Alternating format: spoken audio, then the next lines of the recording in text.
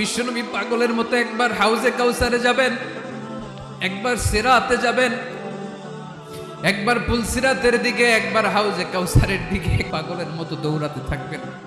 তার কোন গুনাহগার উম্মত যাতে জাহান্নামে ঢুকে না যায়, সেদিন কেউ সুপারিশ করতে পারবে না বিশ্বনবী ছাড়া।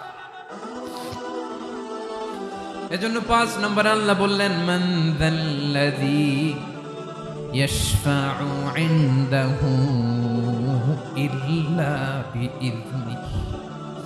কার সাহস আছে, কার এত বড় বুকের পাটা কিয়ামতের কঠিন দিন আল্লাহর সামনে দাঁড়িয়ে সুপারিশ করবে?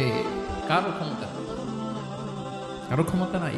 বিশ্বনবী সেদিন সেজদায় পড়ে উম্মতের জন্য কাঁদবেন, সবাই কাঁদবে, নফসি নফসি, আল্লাহ আমারে বাঁচাও, আল্লাহ আমারে বাঁচাও। বিশ্বনবী বলবেন, উম্মতি উম্মতি।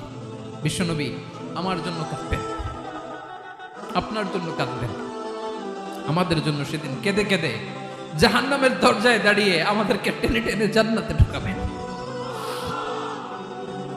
এজন্য এই বিশ্বনবীর ভালোবাসা যেন আমাদের হৃদয়ে ভরপুর থাকে। আমার ভাইয়েরা, প্রতি শুক্রবার বিশ্বনবীর উপরে বেশি বেশি যেন আমরা দুরূদ পড়ি। আমরা যখন বিশ্বনবীর সালাম দেই, দুরূদ পড়ি, একদল স্পেশাল ফেরেশতা আছে যারা বিশ্বনবীর দুধটা নিয়ে সরাসরি বিশ্বনবীর রওজায় যায়, যে বলে অমুকের বেটা অমুক আপনারে সালাম দিয়েছে। বিশ্বনবী নিজ কবরের থেকে নিজেই সালামের উত্তর দেয়।